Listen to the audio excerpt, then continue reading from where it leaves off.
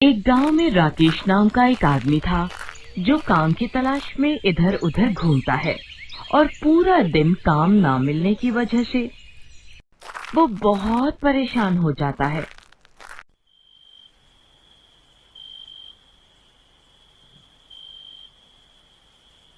और रात को जब वो थककर अपने घर जाता है, घर में घुसते ही उसकी बीवी उससे पैसे मांगती है। अजी सुनिए, मुझे कुछ पैसे दे दीजिए, मुझे सोनिया को कल मेले में लेकर जाना है। क्या पैसे? मेरे पास तो खाने के लिए भी पैसे नहीं हैं। क्या आपके पास पैसे नहीं है? पैसे नहीं है कहने से घर का खर्चा थोड़ी ना चल जाएगा। मुझे नहीं पता, आप जाओ और कहीं से भी पैसे लेकर आओ। पुष्पा, तुम ही बताओ, मैं कहाँ से पैसे लेकर आऊँ? जिनसे पैसे लेने थे उन लोगों ने पैसे देने से मना कर दिया।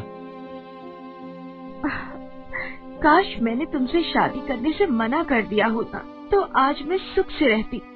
जब से मैंने तुमसे शादी की है तब से एक भी दिन सुख से नहीं रही हूँ। कभी सोचा है तुमने, कभी मेरे लिए या हमारी बेटी के लिए क्या किया है? आखिर सोनिया तुमसे इतना प्यार करती है, लेकिन कभी तुमने उसके प्रति पापा होने का कोई फर्ज निभाया ही नहीं है। ऐसा कहकर रोते हुए पुष्पा वहाँ से चली जाती है और राकेश देर रात तक मन ही मन पुष्पा के कहे शब्दों को सोचता है और सोचता है कि मैंने कभी अपनी पत्नी और अपनी बेटी को कोई सुख नहीं दिया है। वो यही सब बातें सोचता है और परेशान होकर उठकर बाहर चला जाता है और थोड़ी दूर चलते चलते वो जंगल में चला जाता है। वहाँ जैसे ही वो पहुँचता है तो उसे वहाँ एक तालाब दिखाई देता है, जिसके पास एक लकड़ी की तख्ती दिखाई देती है जिस पर लिखा होता है सावधान, और नीचे लिखा होता है इस तालाब में जो भी कूदता है वो कंकाल बनकर ही बाहर आता है। ये पढ़कर राकेश मन ही मन में सोचने लगता है कि मैं भी इस तालाब में कूद जाता हूँ। इस रोज रोज की चिक चिक भरी जिंदगी से तो कंकाल बनकर ही रहना बेहतर है। फिर ऐसा कहकर राकेश तालाब में कूद जाता है और जैसे ही वो तालाब में कूदता है तभी तालाब में बवंडर आता है और राकेश को उठाकर बाहर फेंक देता है। अरे, मुझे ये क्या हुआ? मुझे ऐसा महसूस हो रहा है कि मैं पहले से और भी ज्यादा ताकतवर और फुर्तीला हो गया हूँ। तभी तालाब में से आवाज आती है। नहीं, ये सच है। ये आवाज सुनकर राकेश बहुत ज्यादा डर जाता है और डरते हुए इधर उधर देखते हुए बोलता है, कौन है? कौन है? यहाँ जो भी है सामने आओ। तभी तालाब में से पानी निकलकर बोलता है मैं तालाब बोल रहा हूँ, एक जादुई तालाब। तालाब को ऐसे बोलते देख राकेश और भी ज्यादा डर जाता है। अरे अरे, तालाब कैसे बोल सकता है? मैं तालाब ही हूँ और जो भी मेरा इस्तेमाल जो सोच कर करता है उसका उल्टा ही होता है। जो भी मुझ में स्वस्थ होने के लिए कूदे उसका उल्टा हुआ, वो मरकर कंकाल बनकर निकले। अरे, फिर तो आप मेरे बहुत काम आ सकते हैं। काम तो आ सकता हूँ, लेकिन उल्टे कामों में, क्योंकि मैं कोई भी काम सीधा नहीं करता हूँ। अब समझ गया मैं तालाब जी। फिर राकेश इधर उधर देखता है और उसे तालाब के पास में ही एक खाली मटका रखा हुआ दिखता है और वो उस मटका को उठाकर तालाब के पास में आता है और फिर तालाब हंसते हुए उस मटके में चला जाता है और फिर राकेश उस मटके को लेकर घर आ जाता है। घर पर उसकी बीवी पुष्पा रसोई में खाना बना रही होती है। पुष्पा, पुष्पा! अरे क्या हो गया? क्यों घर को सर पर उठा रखा है? पुष्पा, हमारे पास कुछ रुपए हैं क्या? क्या पागलों जैसी बातें कर रहे हो? मेरे पास भला रुपये कहाँ से आएंगे? और अगर मेरे पास रुपये होते तो क्या मैं रात को लड़ाई करती? अरे 1-2 रुपए तो वैसे भी घर की औरतों के पास 2-5 रुपए तो निकल ही जाते हैं। हाँ, रुकिए, देखती हूँ। फिर पुष्पा रसोई में जाती है और चीनी के डब्बे में से 10 रुपए निकाल कर लाती है।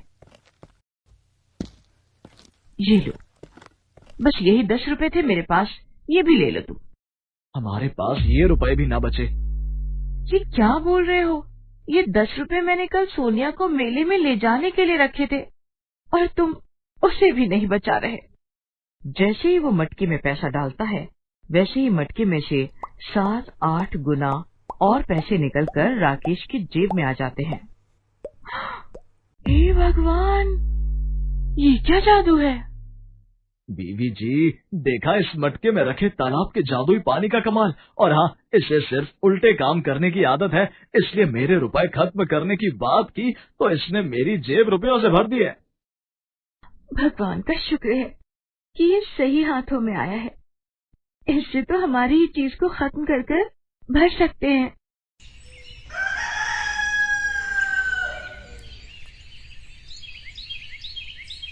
फिर राकेश उस मटके को लेकर बाहर जाता है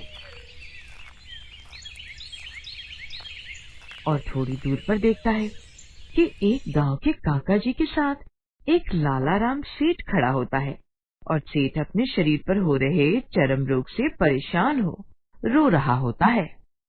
अरे लालाराम, तुम रो क्यों रहे हो? सब जल्दी ठीक हो जाएगा। तभी राकेश वहां आकर बोलता है। अरे काका जी, ये तो दूसरे गांव के बहुत बड़े लालाराम सेठ हैं। इन्हें क्या हुआ है? ये इतना रो क्यों रहे हैं? और इनके पास तो करोड़ों की दौलत है। हाँ, पर वो दौलत मेरे किसी काम की नहीं है। देखो, मेरे शरीर पे ये चर्म रोग हो गया है और ये ठीक होने का नाम ही नहीं लेता, और ये धीरे धीरे मेरे पूरे शरीर में फैल जाएगा और इसकी वजह से मेरा पूरा शरीर सड़ जाएगा। हे भगवान, ये तो बहुत बुरी बीमारी है।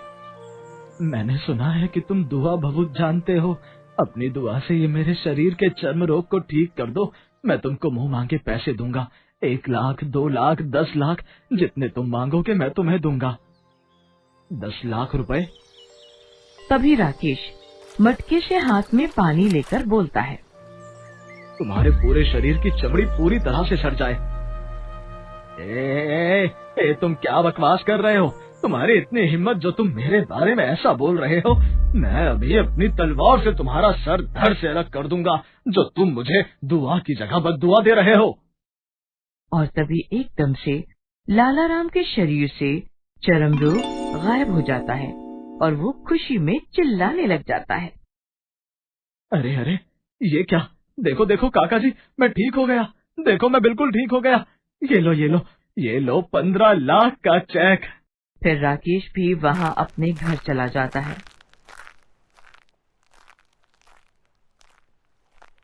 और घर जाकर वो 15 लाख का चेक अपनी बीवी को देता है। अरे अरे, 15 लाख का चेक! भगवान की कृपा से अब हमारी सारी परेशानियां खत्म हो जाएंगी। अरे यही नहीं बीवी जी, अब तो पूरे गांव में हमारी चर्चा है और फिर धीरे धीरे पूरे शहर में हमारी चर्चा हो जाएगी और लोग समझेंगे कि ये सब हम अपनी दुआ बहुत से कर रहे हैं, लेकिन उन्हें क्या पता कि हमारे पास ये जादुई तालाब के पानी का करिश्मा है। अरे वाह, अब तो हमारे पास पैसा ही पैसा होगा।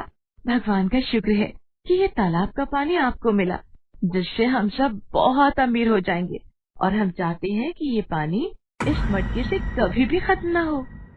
अरे अरे, ये क्या बोल दिया तुमने? कितनी बड़ी गलती कर दी पुष्पा तुमने। तुम्हें बताया था ना मैंने कि इस तालाब के पानी को सब उल्टा करने की आदत है। अरे अरे अरे, ये क्या हो रहा है? देखो देखो, तुम्हारे कहते मटका खाली हो गया। हे भगवान,